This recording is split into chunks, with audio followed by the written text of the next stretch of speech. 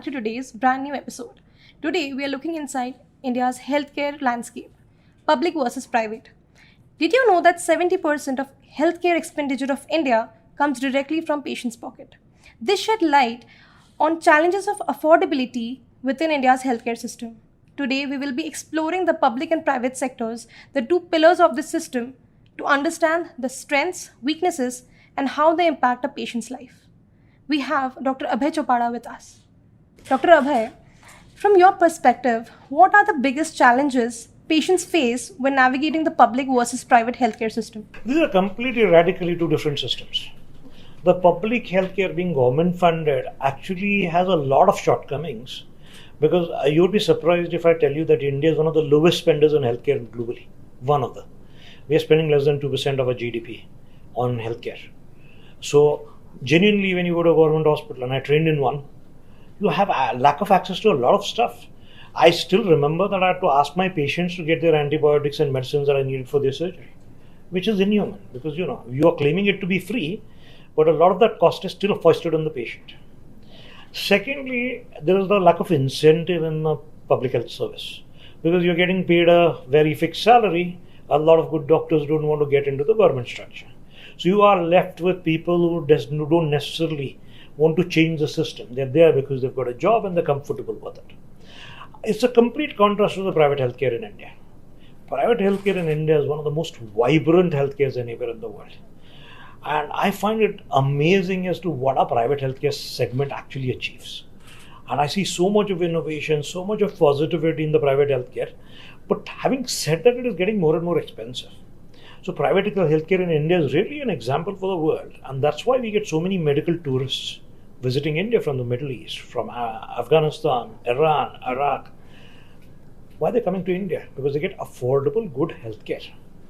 But what is happening is because they're privately owned and we don't have a model whereby we can control the cost is going up.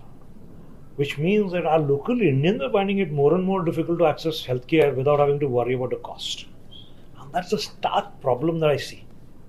So, in your experience, doctor, how has the rise of private health insurance affected the dynamics of the two-tier system, particularly for accessing specialist and advanced treatments?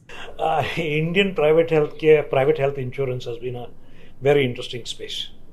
Whilst we opened up the space for private insurers several years ago, a lot of private insurers really realized that there's so much of misrepresentation and fraud that happens in Indian healthcare, especially in the private sector. A lot of them shy away. What we need is a clear understanding, and I'll tell you it's a two-way problem. The care providers were very concerned that the costs set up by the private insurers were very low, unrealistic.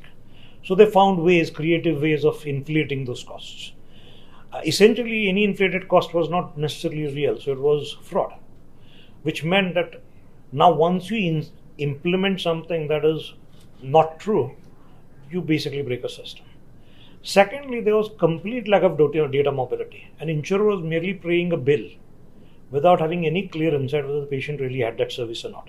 And the patients are not, aware enough about understanding what they're having. So let's assume I put you on IV saline and I charge you for IV cefuroxime. You don't know. You just know that something went into your veins. You're not cross-checking anything. So that data mobility can solve those problems. Private insurance really has a huge future in India. We are a 1.5 billion population. Our private insurance penetration is less than 10%. So I will tell you that private health insurance in India is one of the biggest opportunities in global healthcare. But they need to be smart about it and not just try to roll out traditional models of insurance. They need to engage with companies similar to ours, start building platforms which will allow them to validate care endpoints. And that will be the correct way of addressing it. What are the long-term solutions you envision to address the disparities within India's two-tier healthcare system and create a more equitable system for all patients? See, that's an utopian dream, I'll tell you. Every country in the world wants a perfect health system. But the moment you distinguish between public and private, it becomes a challenge because both are driven differently. I've got a socialist system in UK which is very well funded in a way. and it's still not functioning very correctly. So what you need is actually a big dialogue between different stakeholders and include innovators in it to start building a system whereby the responsibility and the onus on the patient is maintained so they don't abuse the system. And we create a model that is hybrid, similar to what they do in continental Europe, where the patient has a responsibility for his own part and there's a copay system, but a huge chunk of their healthcare cost is underwritten by the government. That seems one of the possible ideal solutions.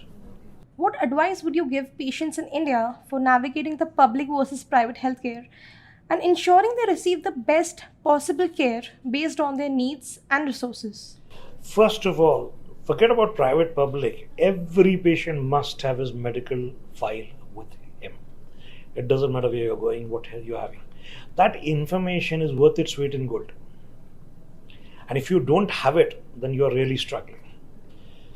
Once you have your medical file, you have access to any opinion. So for instance, let's assume I have an Indian poor patient, but the cost of, let's say, a consultation, I don't know the real cost, but let's assume for hypothetical sake, I've got a consultation cost is a lot lower in, let's say, Malaysia or Somalia. Why can't I seek an opinion from Somalia? I can pay 10 rupees and get the same cost. We have to democratize healthcare access. If we do not democratize healthcare access, we will never solve this conundrum.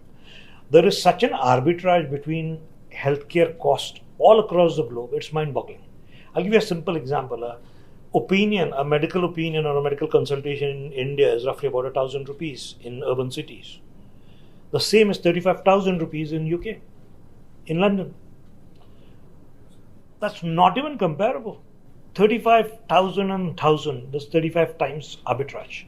So if we democratize, we can create a very equitable system, and slowly but steadily, we can build tools, including AI tools, to start taking care of the needs. It is impractical to assume that we can just train more and more doctors. It's not possible. What is better is to say we will empower existing doctors to be more and more efficient. That's the correct way to go about it. So lastly, Doctor, what do you think of India's place in the global level and its future in healthcare? My dream is to make India a health superpower of the world. And I'll tell you why. India actually led in IT, and today we are an IT super hub in the world. What did we do? We have talent in this country which allowed our early ambitious guys like the Wipro chief or Mr. Narayana Murthy, who were working in the West. They saw the opportunity. They said, why can't I actually get talent in India and do the same work? I'll take a contract from US and I'll deliver it in India. That model was super successful. Now let me tell you, why can't I do it for healthcare? Why? I have thousands and thousands of bright young men who can be trained into care provision. I can actually create platforms like the Axonic one, and we can go to governments and say, hey, hang on, what is the care that you currently can't provide, or where can we make you efficient? And we tee them up. So let's assume I've got a primary care physician in Algeria and a cardiologist in Mumbai. Suddenly, there's one extra cardiologist in Algeria, isn't it? Because the patient in Algeria can now actually talk with the cardiologist in Mumbai. He will speak in French, I'll understand it in English. I'll give my opinion, he'll hear it in French. Problem solved. So you have to think outside the box. So India as a health superpower is not only a reality, I see it happening. So these were Dr. Abhay's take on the topics we discussed today. Any question or queries, please drop down in the comment section. And thank you so much for joining us today.